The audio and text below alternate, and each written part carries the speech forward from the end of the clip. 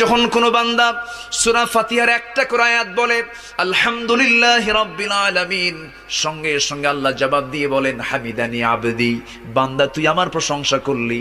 আর রহমানির রহিম যখন বলে আল্লাহ বলেন আসনা আলাইয়া আবদি। মালিক ইয়াউমিদ্দিন যখন বলে আল্লাহ বলেন মাজ্জাদানি আবদি। এরপরে যখন বলে ইয়াকা না'বুদু ওয়া ইয়াকা নাস্তাঈন পর্যন্ত যখন বলে আল্লাহ বলেন বান্দারে তুই আমার কাছে কি চাস, প্রাণ খুলে চা রে বান্দা। ইহদিনাস সিরাতাল মুস্তাকিম থেকে শুরু করে নিয়া ওয়ালাদ-দাল্লিন পর্যন্ত যখন বান্দা বলে তখন আল্লাহ বলেন বান্দা নামাজের মধ্যে এমন প্রেমের খেলা খেললি বান্দা, তুই যা চাইলি সব আমি আল্লাহ কবুল করলাম। ওই বান্দা যখন রুকুতে যায় আল্লাহ তখন অস্থির হন।